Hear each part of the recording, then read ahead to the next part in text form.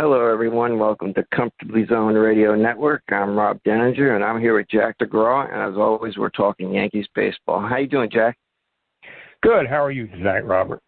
Not too bad. Yankees have won 7 in a row, and they're looking for their 8th win tonight. Different week. Things look a lot different. Yeah, I mean they've been winning the games they should win. They've been hitting well. The pitching has been outstanding. They've been beating the teams they should beat. So everything's a lot better than the last time we talked. Yeah, they're 14-6 on the season, the top of the division, and during the 7-game win streak, they're averaging over 8 runs a game. They're hitting .301. They've hit 18 home runs in the last 7 games, and they're doing something they don't do often during the season. That's hitting with runners in scoring position. They're batting .333 in their 7-game winning streak. Yeah, and another thing I've noticed, they don't strike out as much as they normally do. Yeah. And the lineup, they having LeMahieu at the top, but they had Hicks bat first. They had Gallo, and like 5 through 8, it's being very productive. Like Donaldson, Hicks, Gallo hasn't come around yet, but the lineup is a lot more balanced. Yeah, and in the last 5 games, LeMahieu's batting .381. He's got 13 runs scored. Anthony Rizzo, he's batting .391 with 5 home runs and 11 RBIs in the last 5 games. Judge .381 with 3 homers, 8 RBIs, and Stanton in the last 4 games is batting .500 with 2 home runs and 6 RBIs. So they're 4 big hitters. They're all hitting at the same time, and as you see, they're putting up some runs. Yeah, Gallo has just been, off the charts. I mean, he had a 3 home run game the other night, and he hit a home run last night, and he looks like the player we thought, when he come from the Cubs. Of course, he's healthy this year, so we'll see how that plays out. But he looks like an outstanding pickup so far. Yeah, I think last year in 49 games, he only hit 8 home runs with the Yankees, and so far to just over 20 games, he's got 9 home runs. And, 9 home runs and 21 RBIs. I mean, if you can get this kind of production out of your number 3 hitter this season, they're going to put up some runs this year. Yeah, I mean, like we keep mentioning, they have a good team. I mean, I think they're a lot better than they were last season. Guys like Sanchez and Brett Gardner and Voit, Frazier, those guys just, it wasn't going to work out in New York. So, it's an addition by subtraction. The new guys they picked up so far have really been playing some outstanding baseball. Yeah, that new shortstop we got, I mean, he's batting over 300. He's getting on base. And if you can get any production out of the bottom of your lineup, that's just going to help guys like LeMahieu at the top. Yeah. That's been the thing. I mean, like we keep saying, they don't strike out. They're getting some clutch hits, and you have balance in the lineup now. Yeah. And I mean, Gallo's still struggling, but Hicks is doing well, and the shortstop Kiner, he's been doing well. Kiner Falefa, who's actually related to Ralph Kiner. No kidding. Yeah. It's a distant relative, so but they really look they really look outstanding.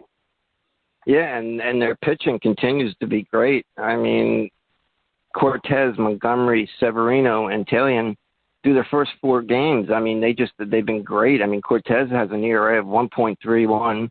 Montgomery has an ERA of 2.70, and Severino's 3.32, and he's 2-0 on the year. I mean, and Cole pitched good his last time out, and he's going tonight. I mean, they've been getting great pitching from their starters, and Michael King out of the pen's been almost unhittable. So, I mean, their pitching has been great so far.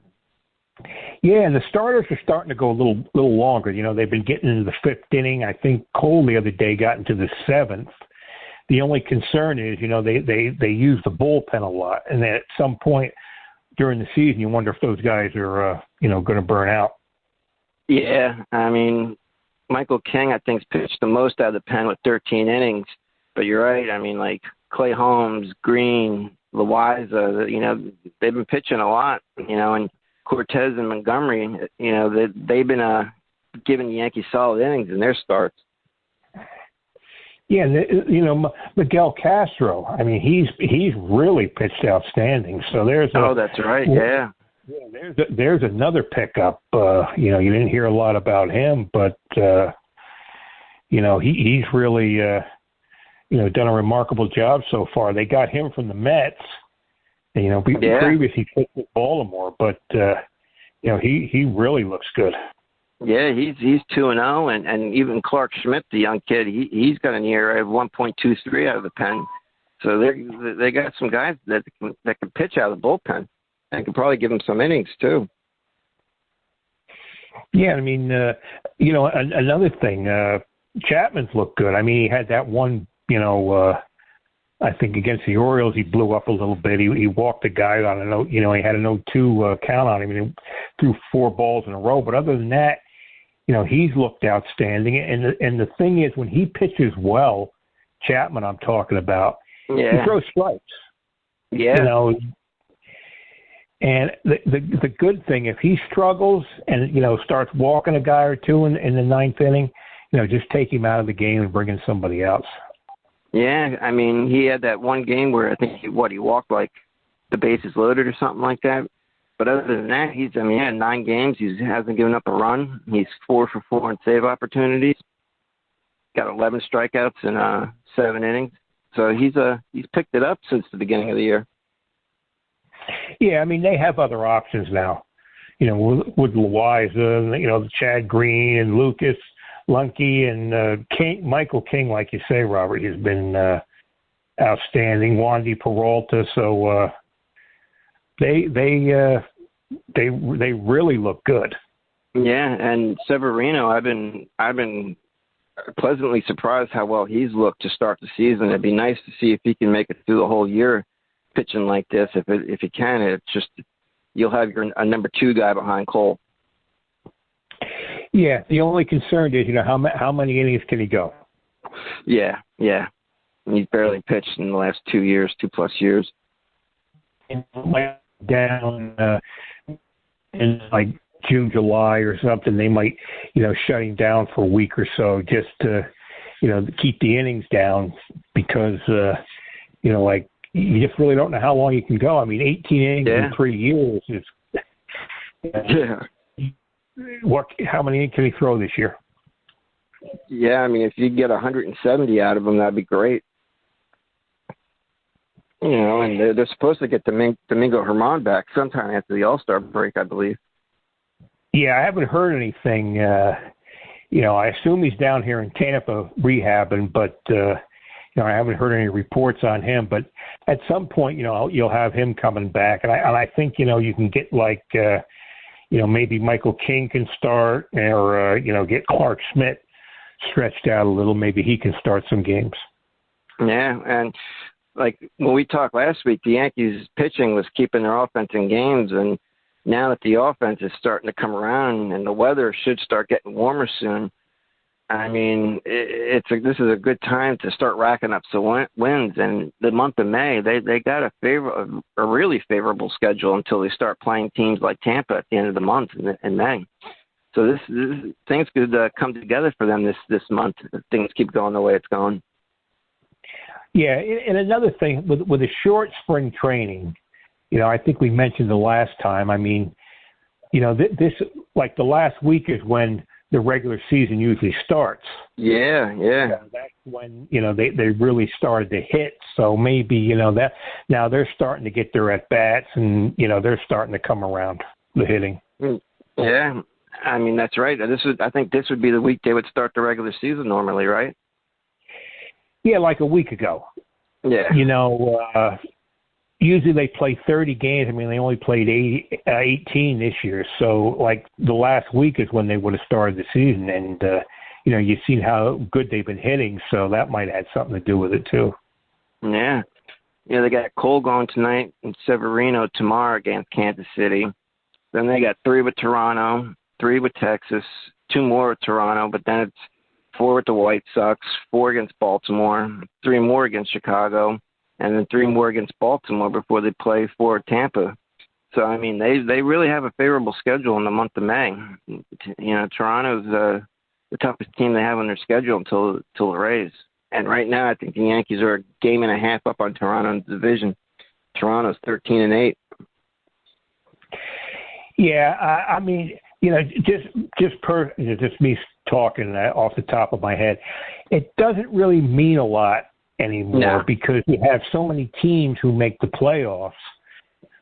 And what advantage do you gain from it? I mean, if you finish first, you get a big advantage. But if you're just a wild card team and you don't have one of the best 2 records, you still have to play, you know, those games anyway. So I don't know. Personally, I just think there's too many teams in the playoffs.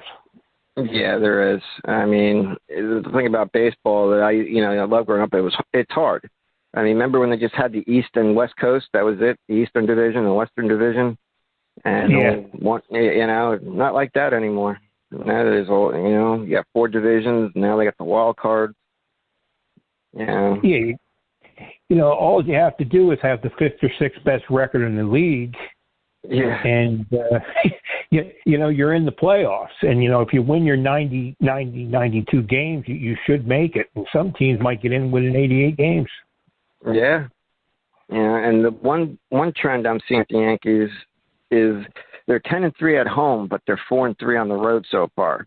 I'd like to see them play a little bit better on the road this year because I think they struggled with that last year too, if I'm not mistaken.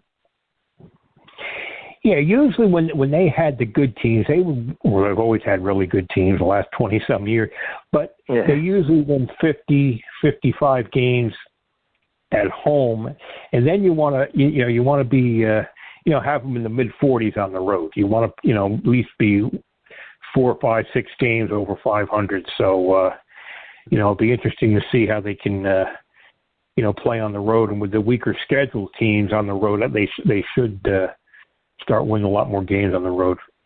Yeah, and one of the big topics up here is pitchers complaining about the baseball, that it's very slick, and especially the Mets over here. I think the Mets their batters have been hit 19 times, I think, so far this season, which is a major league high. And a lot of the pitchers are complaining about the ball being slick and being dead, throwing a dead baseball.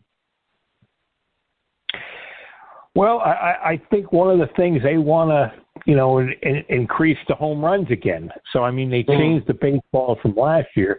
I know the Mets have had a couple brawls, but it couldn't affect them too much because they threw a no-hitter last night. So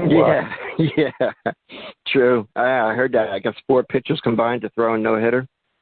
Yeah, yep. Yeah, because Pete Alonso has been hit twice in the head this year so far by pitches. I think it's just more of a strategy against the Mets than the baseballs, pitching them high inside, because I don't think any other teams have been hit that much as the Mets have.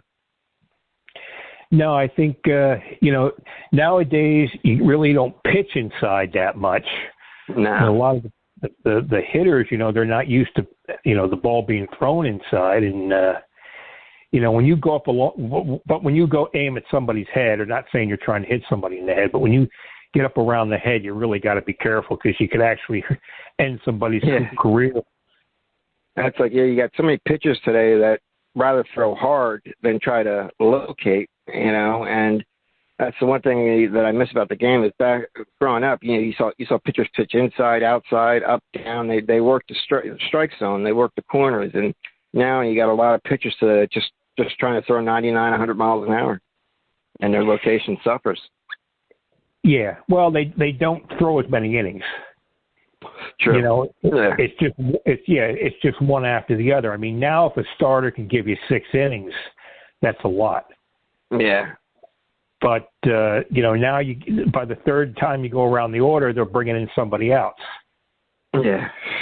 And Major League Baseball, it seems like they're changing the baseball every year. Yeah, they changed it last year, the first half of the season, and, the run production was way down and the strikeouts were way up, so they had to do something. I mean, you don't want to see 3-2 games with 15 strikeouts every night because it gets kind of monotonous. Mm-hmm.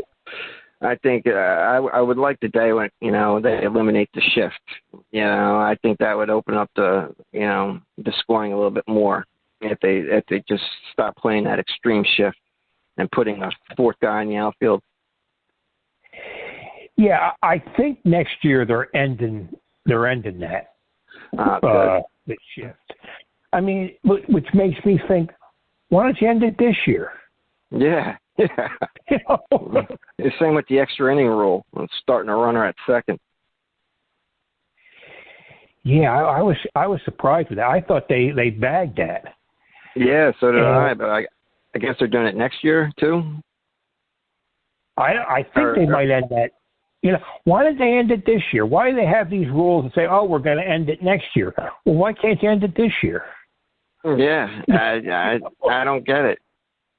And I thought I heard something crazy the other day that some minor leagues are experimenting with instead of 3 strikes, they're going with 2, and instead of 4 balls, they're going with 3. So 3 balls, you get to go to first, 2 strikes, and you're out. I forget what league in the minor leagues they're experimenting with that, but I guess somewhere out west they're trying that to speed up the game, seeing how that plays, which is I find stupid. God, Robert, I never heard that. I mean, right? Before you know it, we'll have 1 pitch tournaments. I mean, yeah. I don't know. Yeah, I've heard they want to have the bigger bases and stuff like that. But I didn't hear the 3 ball 2 strikes. I mean, if they do that, you might as well just yeah. That might be the end of it for me. Yeah. You couldn't watch it. That's that now. But I just saw a thing. Garrett Cole. He didn't give up any runs his last outing. If he can come out tonight and have another great outing, that would be huge if we can get Garrett Cole back on track. Yeah, because there's still questions if the sticky stuff. He hasn't been the same kind of pitcher since the first half of last year. So maybe if he can string together, some good starts. I mean, he's still be a solid pitcher. But when the Yankees got him, they expected one of the best pitchers in baseball. Yeah, he was 30. Like I think I said this last week. He was 35-10 with an ERA under. I think it was like 2.68 or something like that with Houston. He was lights out. He had over 300 strikeouts his last year in Houston, and I don't think we're going to get that guy anymore. But if he pitches like he did in Pittsburgh, he's still a good pitcher. But I think the guy that we paid for isn't the guy we're going to get anymore. It makes you think with all these. There's a lot of good pitchers now, but the way that the game has changed. I mean. You're not. I don't think you'll see 300 game winners, but it might get to a point. You might not even see 200 games winner. Yeah. It might be 150, 160 games because a lot of these guys just don't seem to be lasting too long. No, I mean, I think. I think Severino has 2 wins. Cortez has 1, but outside of that, the starters. They don't have any wins through 4 starts, and that's because a lot of times they're coming out with the game tied in the 5th inning, or they're being pulled in the 4th. Starting pitchers they don't go long enough anymore. Yeah, I mean the Yankee starters have 20 starts, and they got 5 wins. Yeah. Cole has 1, Severino 2, and Taillon 1, Cortez 1. Yeah. And that's 1, 2, 3, 4, 5. Yeah, 20 starts. I mean, yeah, it's unreal. They don't care who wins the ball games anymore. They'll pull the starter out in the 3rd, 4th inning if they feel they have to. It's crazy. Yeah, and I mean, even in those starts, they're not even averaging, 5 innings a start. Yeah, God, I can remember when what was his name? The lefty the Yankees had, Al Leiter, when I think he threw almost 200 pitches one game. back in the late 80s, I think it was. Yeah, I was at Green was the manager, right? Was Dallas Green the manager then? Yeah, I was at that game. I think it was Minnesota. It might have been Minnesota, Milwaukee. I think it was Minnesota, and it was a real cold night. It was like 48 degrees, and he had Leiter throwing like 160 pitches, Jesus. and he hurt his arm soon after that, and then he had arm trouble for a couple of years. Dallas Green, old school. These guys would pitch till their arm fell off.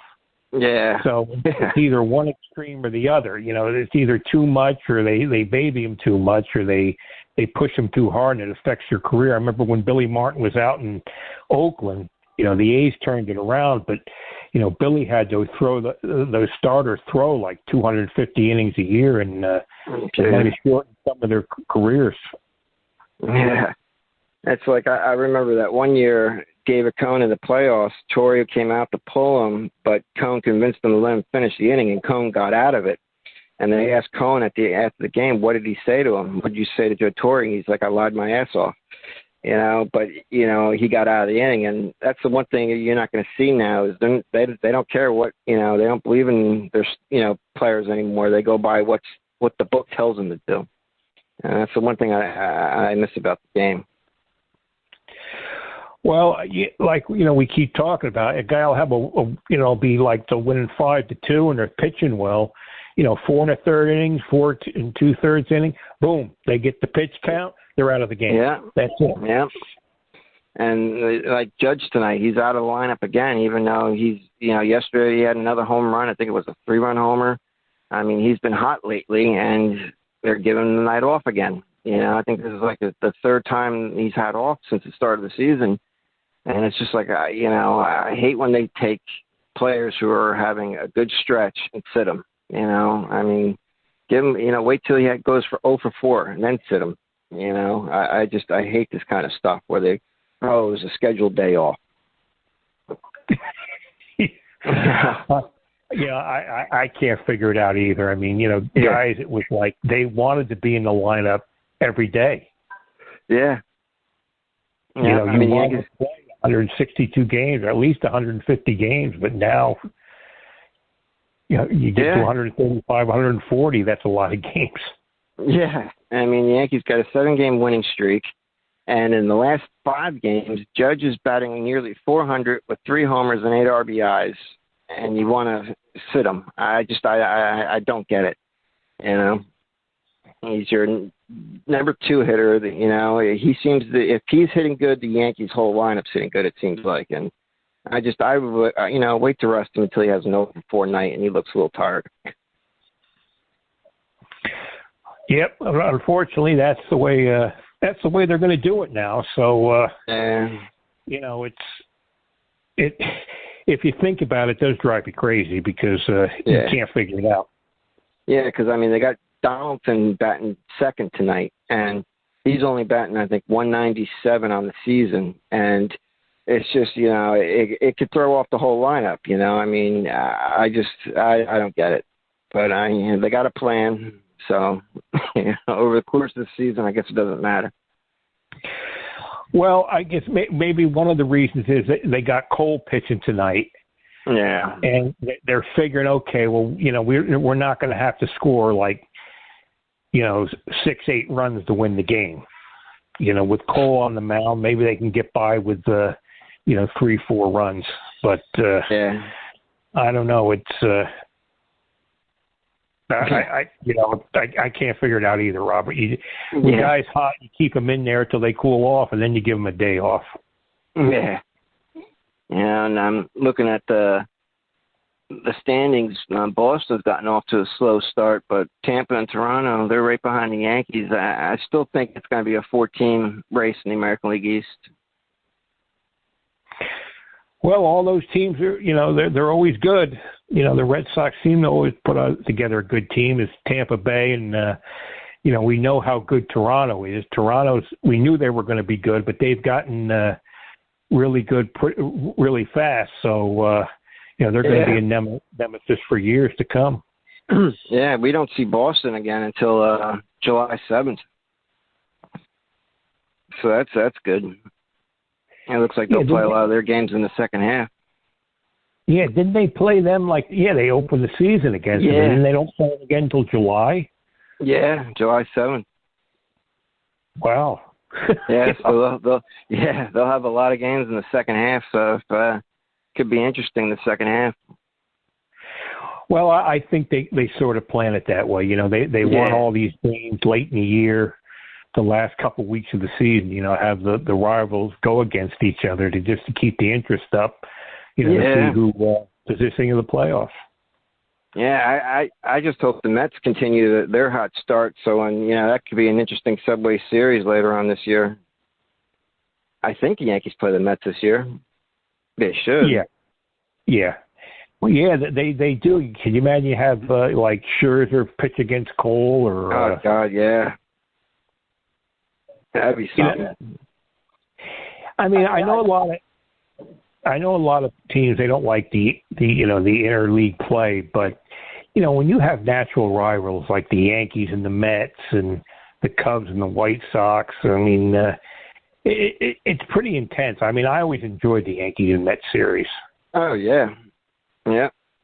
They just showed you a stat on the first 15 games of the year, Yankees averaged 3.2 runs a game, and the last 7 games they've averaged 8.3. So their offense has come to life this last week. And like we were talking earlier, with the warmer weather and this being the natural start time to a season, the Yankees are in good shape.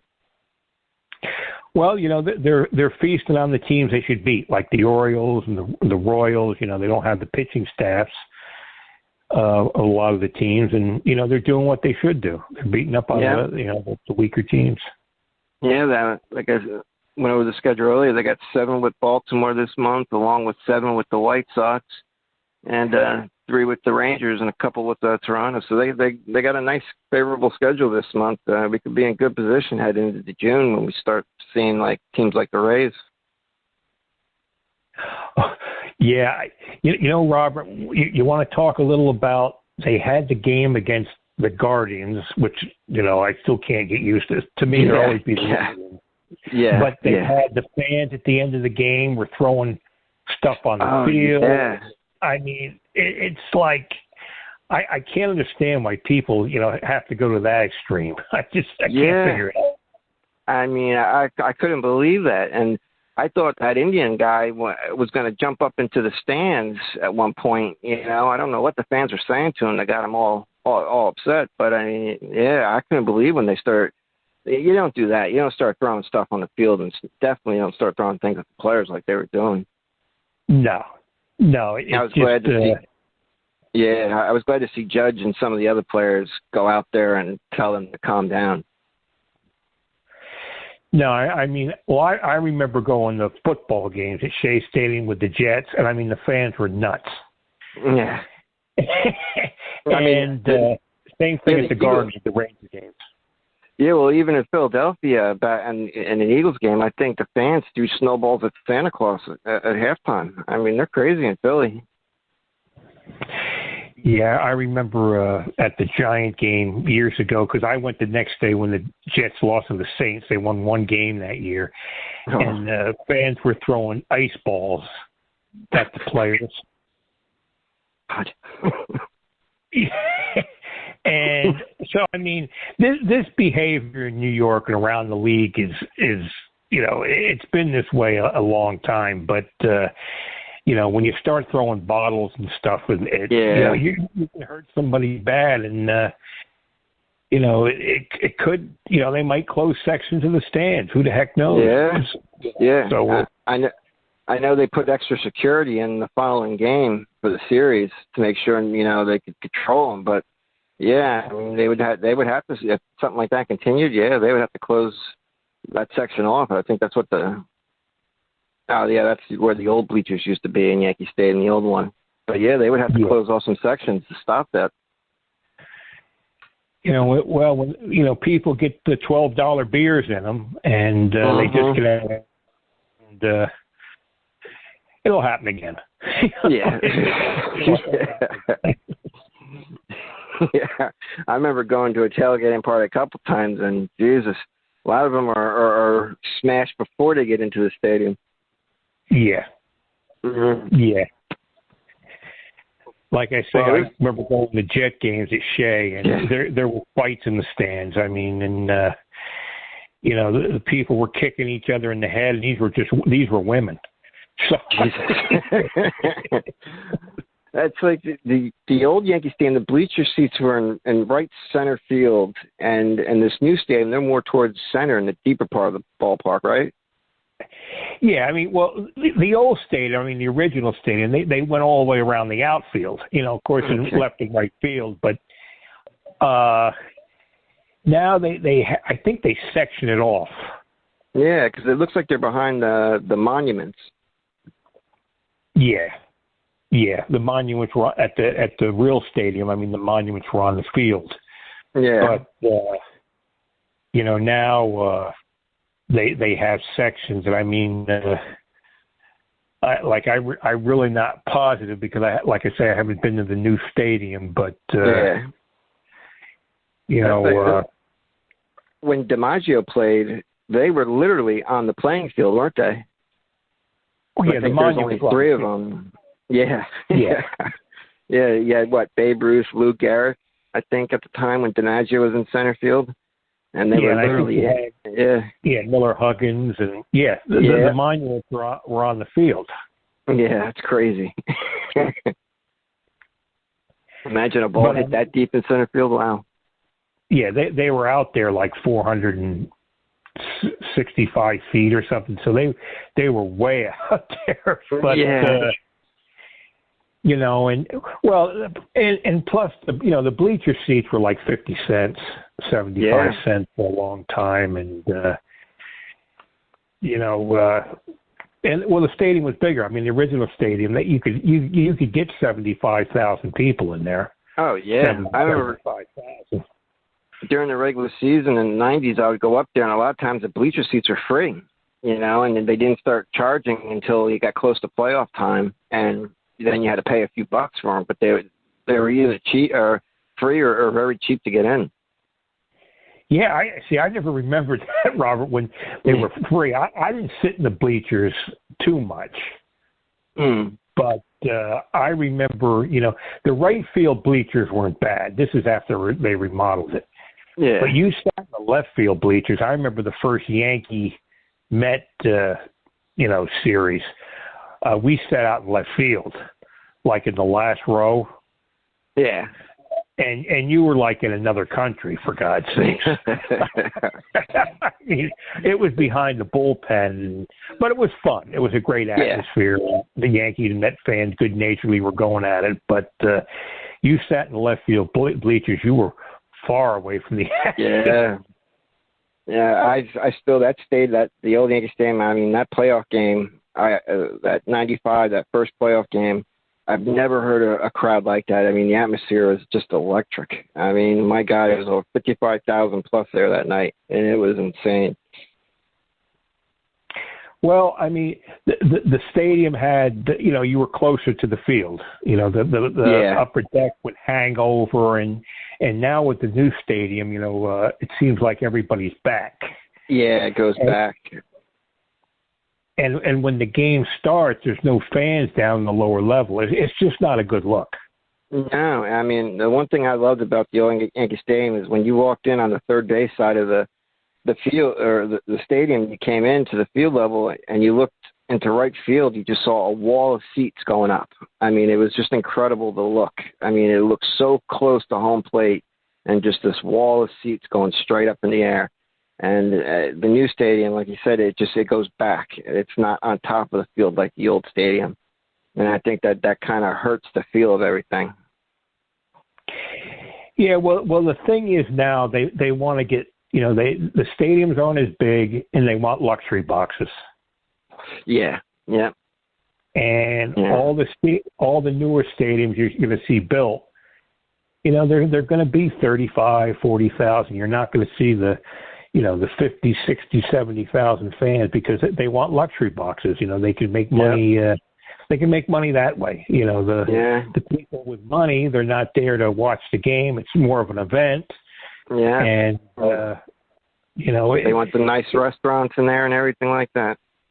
Yeah, because they can do it. They can have events there all year long, and you know, it's just it's a different era, and you know, good riddance.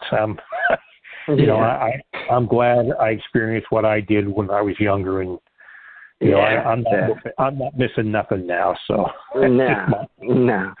And with the TV deal, I mean, to go to a game though now. I mean, if you're a family of 4, I mean, forget it. I mean, it's too expensive. You're better off just watching it at home. Yeah, it's ridiculous, and you know, they're going to lose. You know, it's not this generation; it's the next one. I mean, you know, younger fans aren't just going to care about baseball. It's not that they don't like it; they're not going to be exposed to it. They won't be around it, and they just won't care about it. So, yeah, you know, that's true. I mean, when I was growing up, you know, my dad took me to a number of ball games, and as I got older, I went. But now, and I forget it. It's just too expensive. It's not worth it. Well, one of the good things when you went to the stadium, they would open it like 2.5, 3 hours before the game. Yeah, so watch batting practice. You can go in and watch both teams take batting practice, and then they used to take infield practice, and they'd hit fungos to the outfielders, and you know, it was fun watching that. It was even fun when the ground crew coming through, you know, sprayed the field. That was fun to watch too. So. You know, now they open the stadium an hour, maybe an hour and a half before the game, and you can't, you know, you don't see it. The big thing was going early to see batting practice. I mean, that was a big part of the day. And that's like, I know Major League Baseball wanted to push Mike Trout as a face of baseball, and Trout declined. He didn't want it. He doesn't want the attention.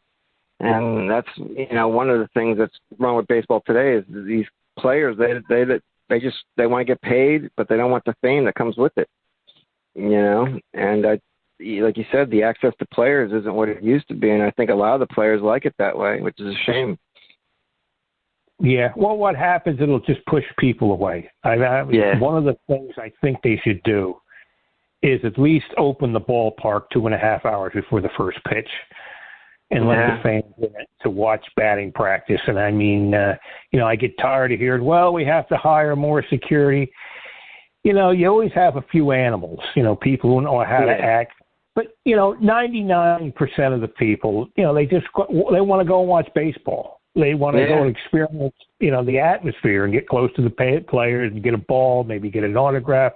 You know, it's something they'll always remember. Yeah.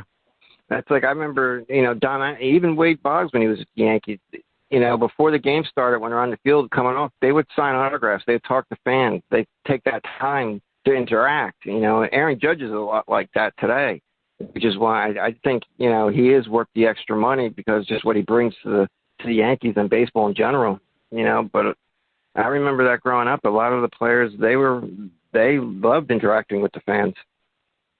Yeah, they would sign an autograph or two. I mean, the thing they do now is good. They do throw the ball in the stands. Yeah. And the thing I don't like now, and I know why they do it, is they got the screens all up. Yeah. You know, I think it's good to have them, but I think they extend it. It goes too far down the line. Yeah. And they're too high. Yeah. You know, they don't have to be, you know, I know why they do it, but I think it's excessive. I don't think it has to be as far down the line as it is and as high as it is, because it just takes, you know, the fans away from the game again. Yeah, I mean, I can only imagine. I mean, it's got to be. I mean, if you're sitting down there, it's got to be a little bit hard to see at times, you know, with a black fence basically in front of your face. Well, you know, another thing, people don't watch the game. They're usually looking at their phones. Yeah, that's true. Yeah. You remember, like, back in a big moment, like, I remember back in the 90s, even like Mark McGuire, you'd see all the camera flashes going off in the stadium at the same time. Now you don't see that much with people with their cell phone. They can just record video. But that's something you don't see much of now. Big moments, a bunch of flashes going off at the same time in the stadium. Yep. They had one when Jeter hit the home run against the Mets in 2000 at Shea Stadium, and they showed a wide viewing. You just see all the cameras flashing and everything. Yeah, what a different time. Well, hopefully next week when we talk, Jack, I mean, the Yankees are 9-1 in our last 10 games. It'd be nice if when we talk, they're 10-0 in their next 10. Yeah, this show was a lot more enjoyable than the last one. There was a lot more things to talk about. So hopefully that'll continue. Yeah, because when we talked last week, their offense they just weren't doing anything, any of them. And this time around, their 4 big hitters are hitting. Their pitching continues to be excellent, and their schedule's very favorable. So, I mean, hopefully the good times keep coming, at least for the next month. Yeah, hope so. I mean, the slumps will come at some time, but hopefully they won't last too long. No, and then they just started the game with Kansas City. It's top of the first, 2 out, and Stanton's coming to the plate. But, yeah, hopefully when we talk next week, things are still going the same. Yep, always a pleasure, Robert. Look forward to next week. Okay, and to everyone listening, we'll see you next week.